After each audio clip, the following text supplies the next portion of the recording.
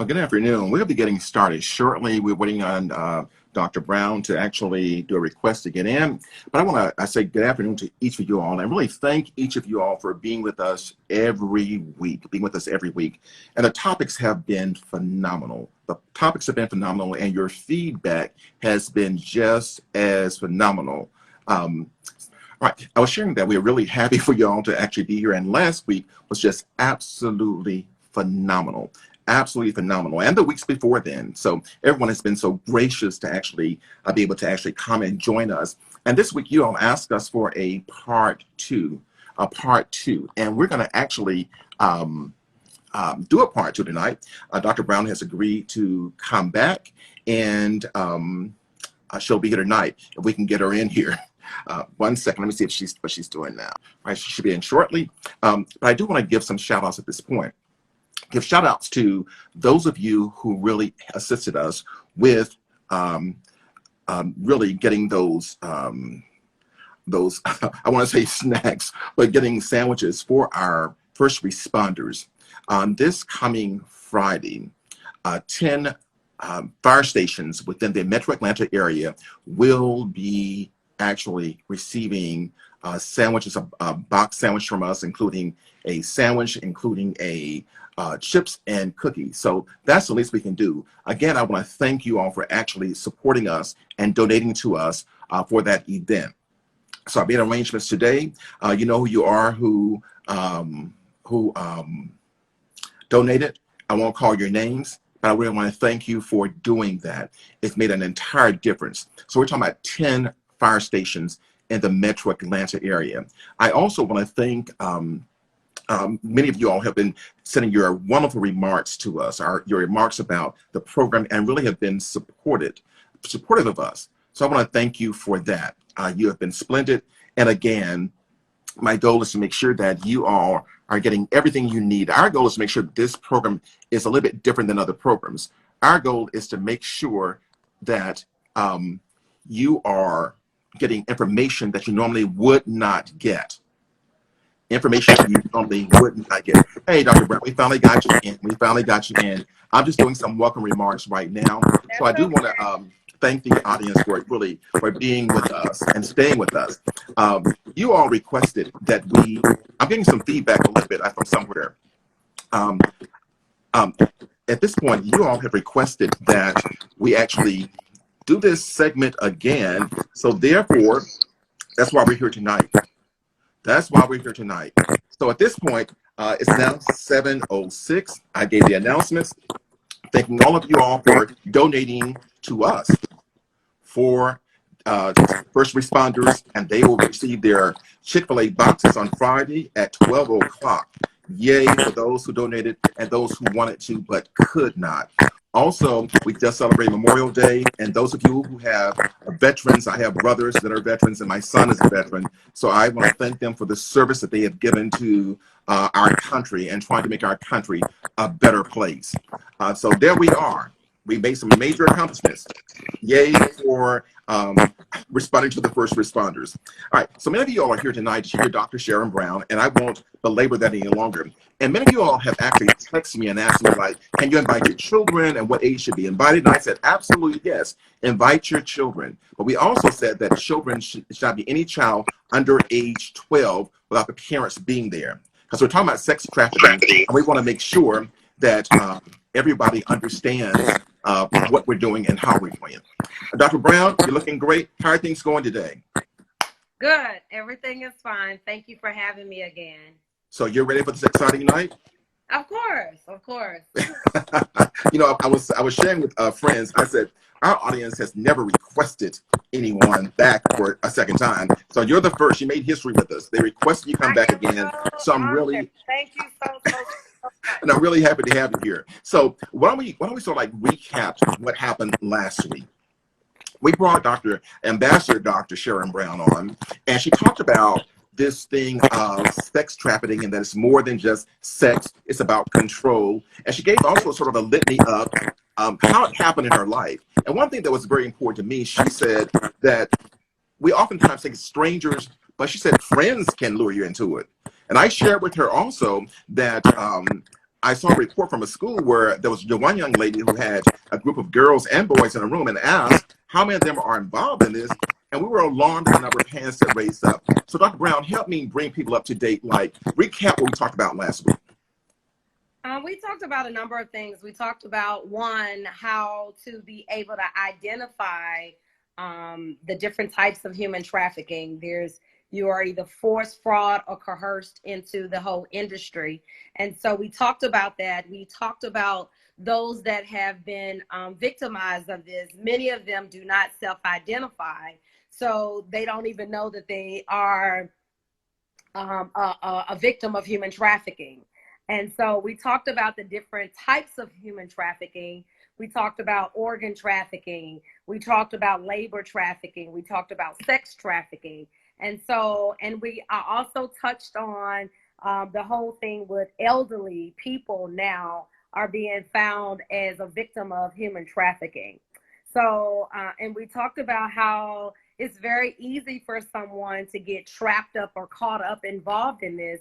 And it's not in a third world country. It's not just somebody that comes from a broken family without a father or mother or whatever the case is. We are talking about kids that are in a two-parent home sometimes, that are in, that goes to school every day. So we also talked a little bit about who are the victims and where they are. So we talked about the homelessness here and how it's affecting us in this whole pandemic situation that we're in. Dr. Brown, I've been told that on my end there's some static. I'm not sure why. I got a lot of streamers I have a lot of streamers in my house, so I may be interfering. So at this point, what I want to do, I want you to keep talking until I can figure out what's happening here. Okay. If not, if you want me to, I can go off and come back. No, I don't think it's you. I think it's me. Oh, okay. Okay, so just to give a few facts about human trafficking, you guys, depending on what state you're in, we've all been told that Atlanta is the #1 hub for human trafficking. And the reason for that being is not necessarily, of course, we have have some data, but I personally believe that human trafficking, the reason why they say that this is a hub, because we are the #1 busiest international airport in the world, in the country, I would say. And then we have so many avenues to get in and out of this city that connects, Georgia connects to so many other states. So major states like Florida, Texas, Florida, Tennessee, South Carolina. So it's several different places where people can actually get in and out of the state pretty fast. And so for many of you that are just coming on and that are new to the broadcast, I shared my story as a survivor of human trafficking. And my journey began when I was back at the age of 5, when I began to lose the power of my voice. I lost my agency. And I'm sure many of you on here understand what it feels like for someone to tell you that you have no power. And then normally it's in the very thing that God wants us to use us the most, right? And for me, it was my voice. And so with that being said, I went from the age of 5, then about the age of 7, I was inappropriately touched again. By the age of 12, I had started to, use drugs and different things like that.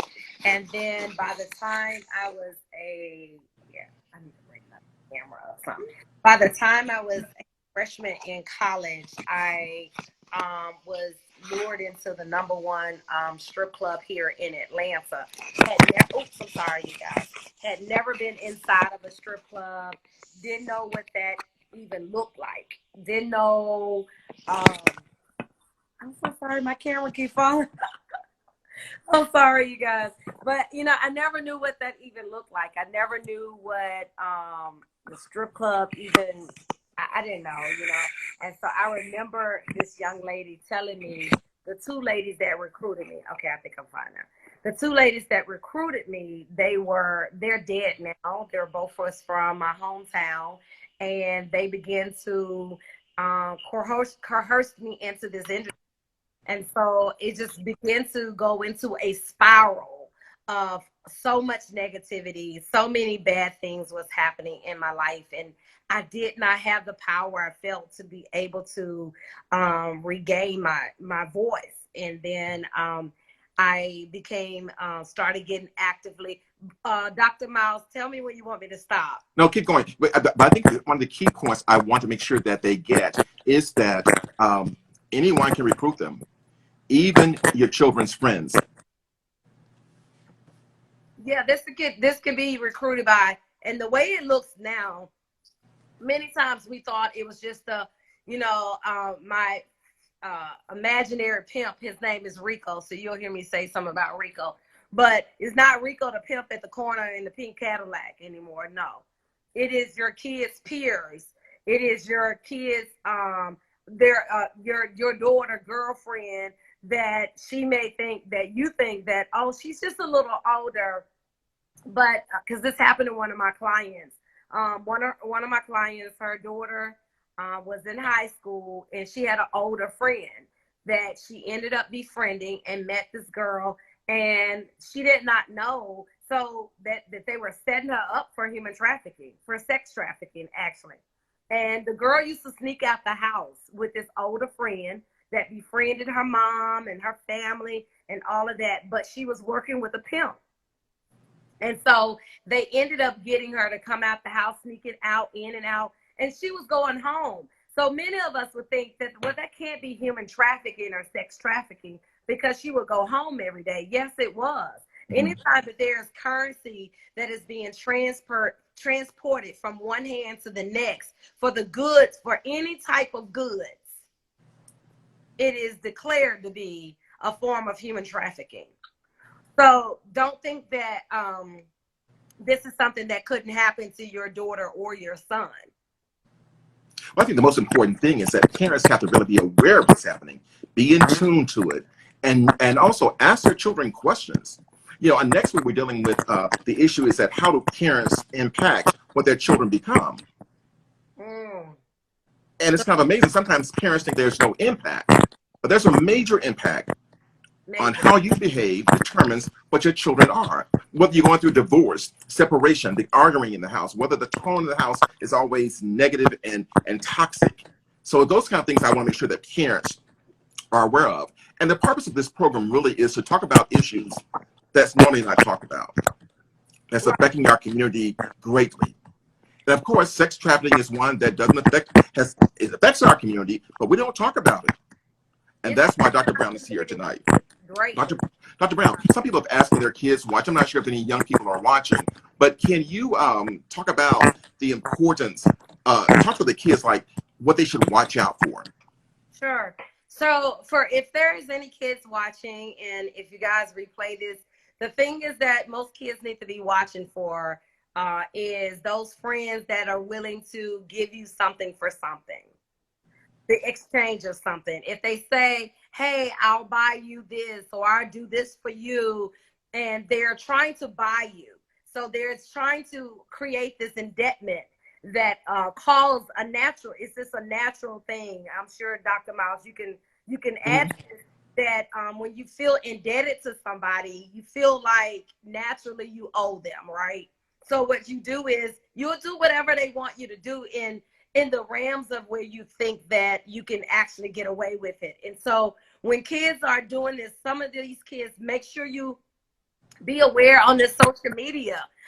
There's so many different tactics that are I call them these social media pimps, that they're waiting to lure your children. They use this catfish all the time. And so a lot of times, Dr. Miles, parents are not, we're so busy with trying to get our own lives together that we forget about what's really going on. And we are out of the loop of some of the lingo, some of the conversations. So kids, be aware of if you meet somebody and they never really want to show you who they really are, that all you see is them posting pictures, or you don't see them actually speaking behind the photos that they're giving you. You understand?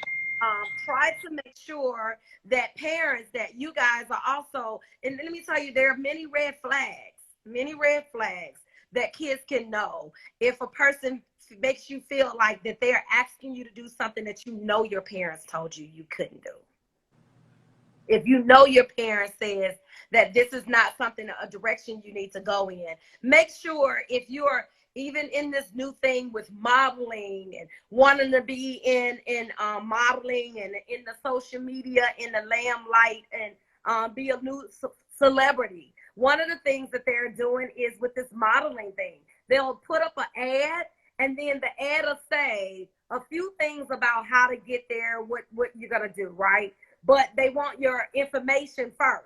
So you giving them your address, your phone number, sending them a copy of your driver's license, high school, your ID, and all of that. Then when they get it, they email you back and say, "Oh, you've been chosen."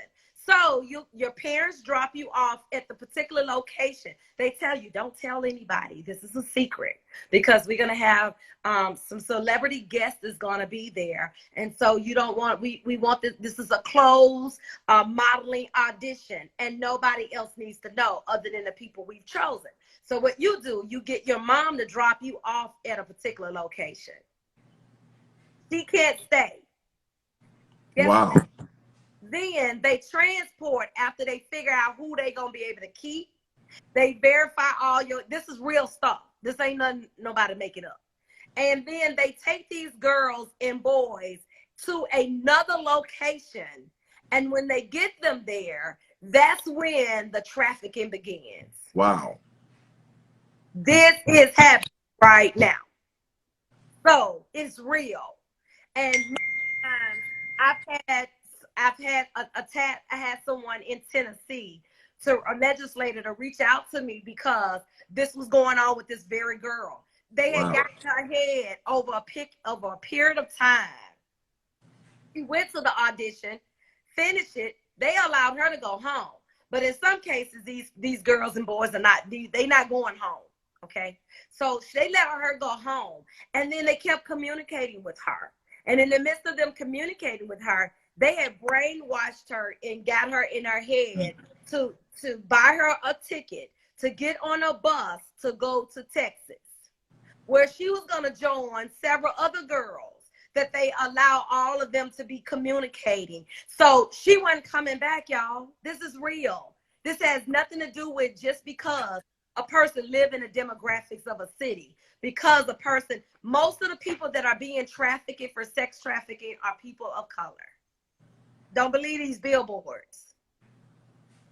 Dr. Brown, you went through that thoroughly, but I want you to kind of like go back again.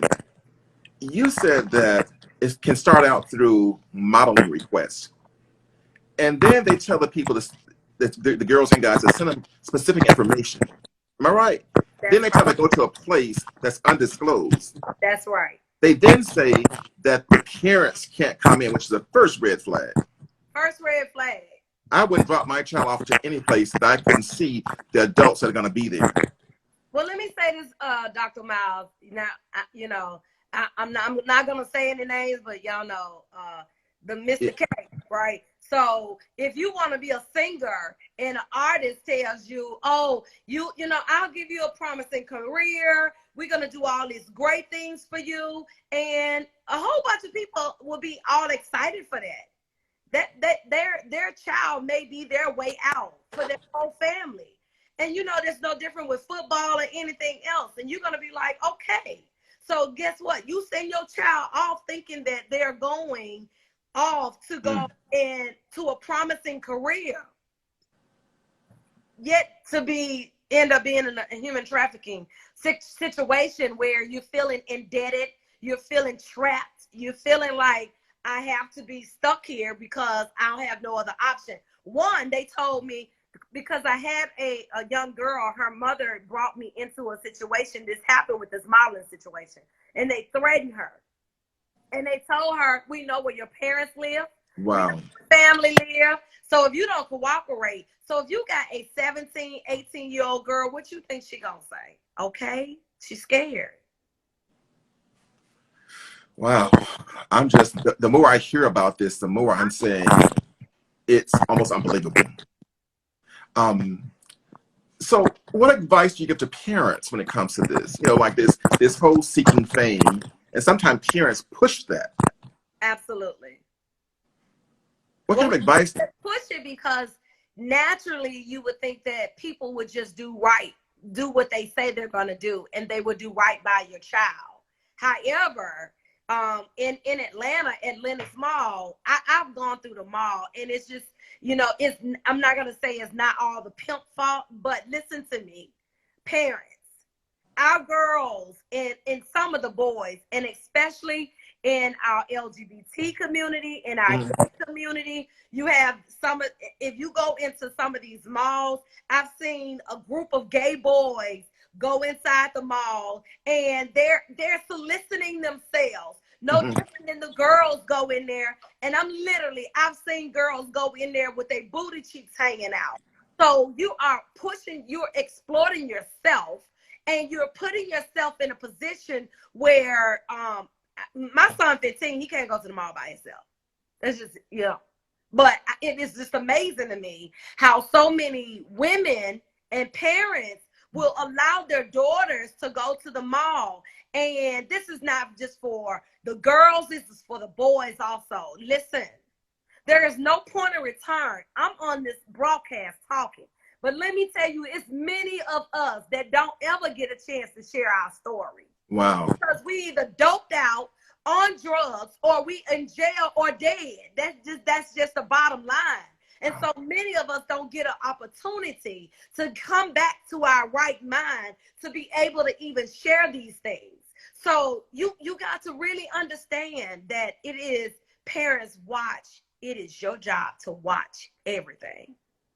And the thing about it, Dr. Brown, is that the child can leave home one way and take clothes, like you said, and change.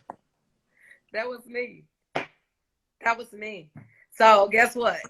Because it's not that I don't trust my 15-year-old, but because I know what I did.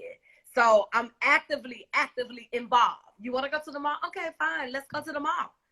Well, Mom, I want to go with my friends. Okay, well, your friends can meet us there, but I'm going to go to the mall too. So now I've driven so much parents cut on movies. They got so many movies out about human trafficking right now. Mhm. There's no way that we can't not know about what's going on. This happens. Let me tell you, I work with an organization that did a case study here in Atlanta. And in the case study, they found out they used it wasn't Backpage. That's another story. They used I can't think of the name of it, The but one before it left.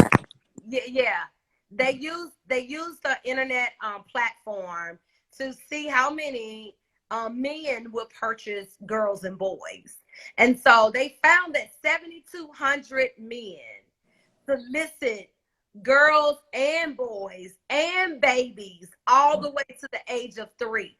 Okay. Wow. And they found the demographics of where these men was on the north side of 285. I'm gonna take some water now. The north side. You know, what's so amazing to me is how this has not been a conversation in our community. We talk about everything else, but this has not been a conversation. Now, some conversation that we really need to have and to continue having, because our children are seeking fame and they're seeking love, and anybody who would give it to them, they'll take it. Absolutely. Because, Dr. Brown, they oftentimes say, well, I'm doing this because I'm trying to help family. And I think it's important we tell our children we don't need their help. We don't need their help. You just stay out of trouble and don't trust everybody. But I think another platform, Dr. Brown, is how these children get involved. They have games now where they befriend a lot of people and play games from across the country. People they don't even know. They don't know how they look, whether they're 50 years old or 100. They don't know. And they befriend these people and they become partners in the game. Are you with me? Exactly. So if they won a few times, they say, this is my friend. Well, kids think everybody their friends. Yeah. And then you got some adults that think the same thing until I'm just saying, so you can't really blame the kids. They're trying to connect some kind of way. So I think as parents, it's our job and our responsibility to find out what they're great in, to find out whether their passions are, Mm-hmm. find out where we can connect our children into some positive thinking and some positive things. If they like social media and things like that, they like taking pictures and doing videos, maybe we need to buy them a camera, you know, Right. maybe we need to get into some other things. But this human trafficking thing is not something to play with. I've worked with so many people from across this country and abroad all over the world, and it looks different for different people. It depends on where you are, what the predators are after. And if your child has what they want, they will come get it. Now, Sharon, Dr. Brent, you mentioned like the Lenox Mall, which is those high-end malls, but these folks can be anywhere, can't they? They can be on Glenwood Avenue at the flea market over there. They can be at the Oh, park. Lord. Yes, Lord. They can be anywhere. And so, again, it is your responsibility to know where your children are. In my book, I wrote, this is my book. I wrote this book, and in the book, I wrote about the first responders. And so the first responders are the healthcare professions. The first responders are, of course, the school teachers. The first responders are those people that get to see your child every day and their hands, because we have to put more than one hand on these children. They need to meet Dr. Miles. They need to meet this person. It was a village of people that helped save my life. Mm. It wasn't just a parent. It was a village of people. And so that's what we have to do as a community. We are talking about it, Dr. Miles, but we're not talking about it consistent enough. We That's talk about true. cancer every day, every day. And I'm not taking away from nobody that has cancer or has recovered from cancer or Right. has died. However, we discuss this every day, right? We need to be talking about the injustice against women, children, boys on a regular basis that is pertaining human and sex trafficking. It needs to be a conversation, not a one time a year conversation, but it needs to be a conversation that we can communicate about it on a regular basis, because every day somebody being sold. So why can't we talk about it every day? I'm trying to answer some questions here. All right. I think that people don't talk about it every day because they're not even aware. That, it's kind of amazing. Until I met you, I wasn't aware that this was so an issue in our community. I just wasn't aware. We know about HIV, we know about everything else, but this is not something the church talks about. This is not something that community organizations talk about. Well, because some of them are the ones that are purchasing. So this last year, two pastors were actually indicted for human sex trafficking. Where, so all you gotta do is look it up, and two prominent pastors. I think they were in Detroit, but you can look it up. Just put in two pastors that were indicted for human sex trafficking. So what my point is that this is something that is going on right with those people that have the money, that can spend the money, that can those movers and shakers. Many times, I mean, it's just constantly. We're constantly. Yes, you're leaning in. Yeah, Dr. Brown, someone said that it happens at popular restaurants, but I want to talk about definitions of trafficking. For instance, so if a person befriends someone, right, and it says that one, you want to get control of that person. So I have a lot of money, right? So I befriend somebody and I say, listen, oh, I'm going to take care of you, yada, yada, yada, if you do these things. That is trafficking, isn't it? That is trafficking. But see, I'm saying our community is not aware of that. They think it's, oh, Okay, business so as usual. take a pop. Let's go back to that. Okay, Mm-hmm. so if I meet you, you got money, and you see that I have a need, right? Mm-hmm. And so the need may be, it does not have to necessarily be money. It could be anything, whether it's money or goods. It could be anything that is of value. So you see me, I don't have my hair done. I need my hair done. I need food. I need clothes. And you say, hey, I don't mind helping you out. I'll get your hair done for you. I'll feed you. I'll give you some clothes and all of those things. And then at some point, you remind me of what I did for you. How many people have done that? And you remind me of what I've done for you, and then you say to me, now, all I need you to do something for me. I Wow. want this, or I'll give you this promotion if you do something for me. Because I'm reaching out to you because I know that you are in need. It's no different. So It's tell us, exploitation first. yeah, tell us the difference between prostitution then and trafficking. Or is Okay, there a difference? great question. The difference between prostitution for a person that's 18 years or older, so under 18, is it's called DMST, which is domestic minors of sex trafficking. Anybody under the age of 18. That is not prostitution. Because a 17, a 16, 12, 13, a girl, and now they have a law in place to protect it. However, that is not prostitution.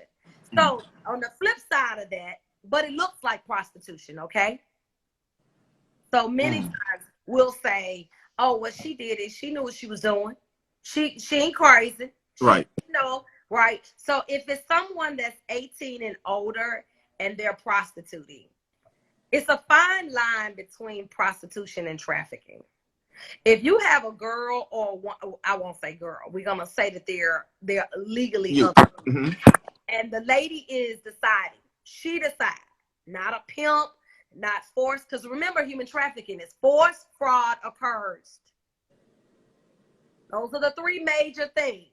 Nothing else to determine if somebody's been trafficking. So I put myself on the track. And I am putting myself out there to sell my body for in exchange of money, then that's different. That's prostitution. But if I am working for somebody that is forcing me or they threaten me, that's trafficking. Gotcha. Although I'm doing the act of prostitution, that is human sex trafficking and labor trafficking, because I'm not in control of my own money. I worked, I did what you asked me to do, and now you don't want to give me the money that I'm supposed to be making, that I was promised. So when that's the fine line. So let me just share this. In most cases, most of the victims of human trafficking after the age of 16, you're not really that desirable from a predator. So mostly the ages are from 16 and under. You said 16 and under? 16 and under. So the average range is from 12 to 16. So you're not talking about 18-year-olds. You're saying that from 16 and under is where this occurs. 16 and under is the prime people Wow. they want to purchase. The highly sought after people are from the age of 12 to 16. That window. So if this is your child, trust me, just because you provide everything that they need, and the other horrible thing is that in our state alone and across our country, there are not many safe houses for human trafficking. Right. The state of Georgia, they takes you through hell to get a license to even offer. When you're doing foster care and you got a human trafficking victim there, they can't stay in the home with the rest of the foster kids. That should be another show, because it gets real political. Wow. So you got a lot of kids, a lot of women, a lot of boys. Like I said last week, there's only one facility. If there's another one, I'm not aware of it. But for a long time, there's only been one facility on the East Coast side of our country that housed boys. Yeah, Dr. Brown, I gave some data in our last meeting, and we talked about there are over 300 girls in the state of Georgia that provide sex for men, for 12,000 men on a daily basis. 300 girls provide sex for pay for 12,000 men. I want to like add a flip to this. Do women traffic males? You know, we talk about males trafficking girls, but do women traffic males? We're the new pimps because I was recruited by 2 females. Mm-hmm. The first person that molested me was a female. The first part, so yes, and we're because we think women are nurturers. We believe women, Mm-hmm. we trust women, but there's a new day. Madam is out now, you know, and yes, women are trafficking boys left or right. And Wow. some of Now, our braiding, you know, what I'm really into is definitions stuff, because I think we've changed. For instance, so if a 40-year-old woman is dating a 16-year-old boy because she takes care of him, and she tells him that, you know, you can stay here, I got everything you need, and so forth. But he says, like, no, I want to go home. But then she says, no, you can stay with me. Is that trafficking? yes. And that's why I want to deal with the definitions, because I think people are playing by some old rules. We have some new rules in town. Yes, that's exactly trafficking. And if she decides to have sex with him, it's sex trafficking. And what we need to know is that many of us that are watching is probably very few people that have not been exploited. What is all that noise? I don't know. What's the noise? I think it's coming from me. I don't know what's happening, but I'm not going to talk because I think when Dr. Brown speaks, you don't hear that much of it.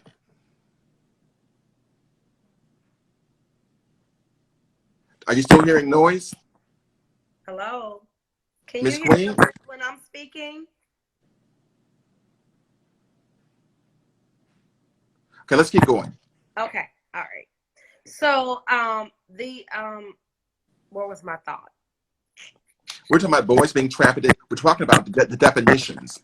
And I gave the analogy that if a woman gets I know what I was going to say. I was going to say that 80% that are exploited, 80% of girls, boys, people, period, that are exploited, they will be trafficked. And that was me.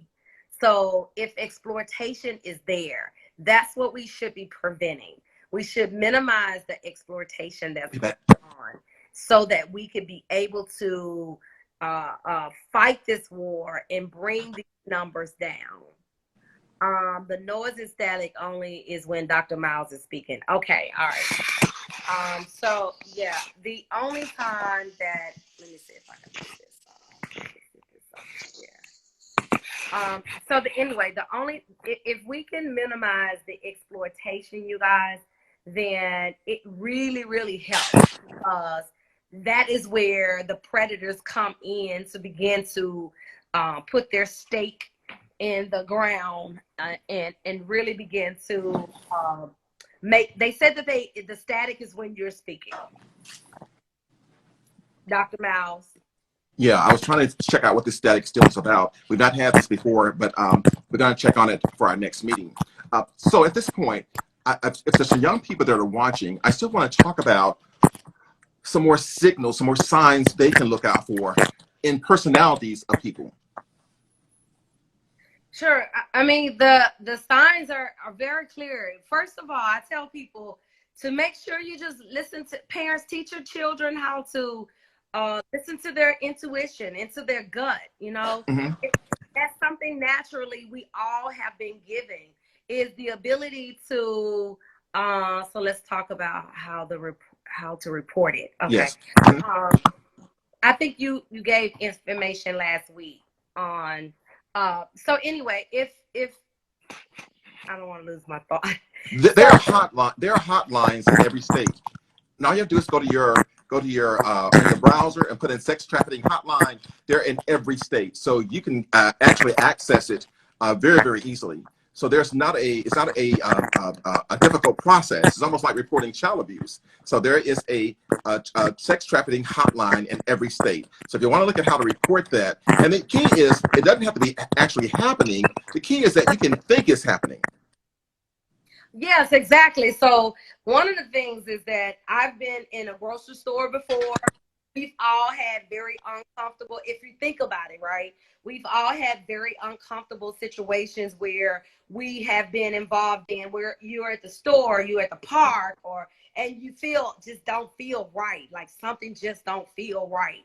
Then you don't have to worry about the outcome of it. Just Right. save somebody's life and make the call. Call 911 and say, I am here. I see a man with a girl, and this is, it feels uncomfortable. They'll let them handle, the outcome of what that is going to look like. When you were talking about the question about other things, so Mhm. make sure if it doesn't feel right, then it's probably not right. Mhm. Teach children how to trust their intuition. If a man comes up, I had this happen to one of my clients also. Her daughter was inside of Stonecrest Mall shopping with And her that's here in Atlanta. in Atlanta. Mhm. My camera, I keep moving because it looks like you can't see half of my face. You're good. Oh, good. Okay. So one of my clients, her daughter was inside the store in Stonecrest Mall. She was in Jernigan's with her friends for her birthday, buying herself something. And a girl walked up, just a little older than her, walked up and offered to buy her something. Oh, what y'all doing here? They tell her they were there celebrating a birthday. So these are some things, you guys. Ain't no stranger is walking up to you wanting to buy you something for free. Hmm. Those are the things to look. Nobody is doing that. That's a trap. That's not your new friend, your new BFF. No, that's a trap. So this girl ended up buying her something in the line and purchased what she had in her hand at the register. So right then they befriend each other. They exchange phone numbers. Wow. And then they talked on the phone a couple of times. The mother said to me, I kept asking her, why would somebody buy you that? To us as an adult, that sounds crazy. Like, who do that?